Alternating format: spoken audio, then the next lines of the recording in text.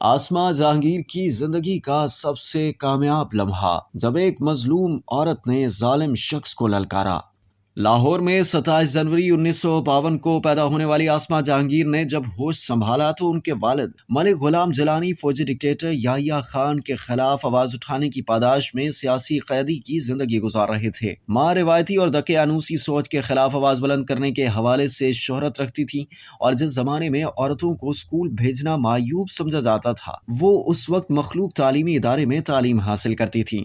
آسما جہانگیر نے 1965 میں کپڑے کے مشہور برانڈ کا کاروبار کیا، لیکن وہ کاروبار یحییٰ خان کے دور میں سیاسی انتقام کا نشانہ بن گیا۔ آسما جہانگیر نے ابتدائی تعلیم کانوینٹ آف جیزس اینڈ میری اسکول سے حاصل کی، کنیٹ کالج سے BA اور پنجاب یونیورسٹی سے LLB پاس کیا۔ 1980 میں لاہور ہائی کورٹ اور 1982 میں سپریم کورٹ کی ممبر بنی۔ 1980 میں جمہوریت کے حق میں آواز بلند کی اور 1983 میں ضیاء الحق کے خلاف آواز بلند کرنے کی پاداش میں جیل گئیں، اور اس کے بعد انہوں نے پیچھے مڑ کر نہیں دیکھا۔ ضیاء الحق کے خلاف اور جمہوریت کے حق میں آواز اٹھانے سے آسما کو بین الاقوامی شہرت ملی۔ انہوں نے 1987 میں human rights commission of Pakistan کی بنیاد رکھی اور اس کی سیکرٹری جنرل منتخب ہوئی۔ 1993 میں انہیں چیئرپرسن بنا دیا گیا۔ 2008 میں مشرف کی ایمرجنسی کے دوران آسما جہانگیر کو گھر پر نظر بند کیا گیا، اور وکلاء تحریک میں کامیابی کے بعد سپریم کورٹ بار ایسوسی ایشن کی پہلی خاتون صدر منتخب ہوئی۔ انہوں نے 2004 سے 2010 تک اقوام متحدہ میں مذہبی آزادی کے حوالے سے خدمات سر انجام دی۔ ان کی خدمات کے اعتراف میں انہیں رائٹس لیولی ہوڈ ایوارڈ،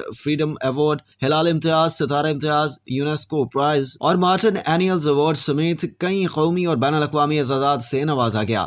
آسما جہانگیر اور ان کی بہن حنا جیلانی نے پاکستان میں خواتین کی پہلی لا فرم رجسٹر کروائی۔ آسما جہانگیر نے کئی کتابیں بھی لکھی۔ آسما جہانگیر نے ایک انٹرویو میں بتایا تھا کہ ان کی زندگی کا سب سے کامیاب لمحہ وہ تھا جب انہوں نے زیادتی کا شکار ہونے والی ایک مزدور عورت کا کیس لڑا۔ مزدور عورت عدالت کا رخ نہیں کرنا چاہتی تھی۔ آسما جہانگیر نے اس کی ہمت بندھائی، اسے یقین دلایا کہ وہ بھی اتنی ہی مضبوط عورت ہے جتنا ظلم کرنے والا مرد مضبوط ہے۔ جب وہ عورت ذہنی طور پر تیار ہو کر سپریم کورٹ آئی اور اس کا مخالف ظالم شخص اس کے سامنے آیا تو اسے دیکھ کر عورت نے اپنا ایک ہاتھ کمر پر رکھا اور دوسرا ہاتھ ہوا میں لہرا کر سینہ تان کر اس ظالم مرد کی آنکھوں میں آنکھیں ڈال کر للکارا، میں وی ہن عدالت آ گئیاں، ہن میں تینوں ویکھاں گی۔ آسما نے کہا کہ اس غریب، لاچار اور کمزور عورت کے اندر میری وجہ سے جو جرأت آئی وہ میری زندگی کا سب سے خوشگوار لمحہ تھا۔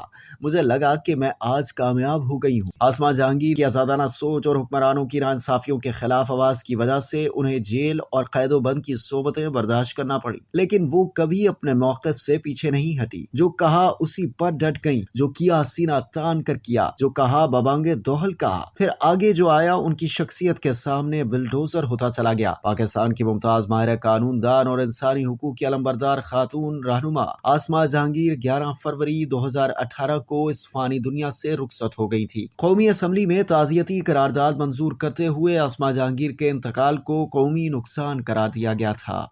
اب تک کے لیے اتنا ہی۔ مزید جاننے کے لیے سبسکرائب کیجیے ڈیلی جنگ YouTube چینل اور لائک کیجیے ڈیلی جنگ Facebook پیج۔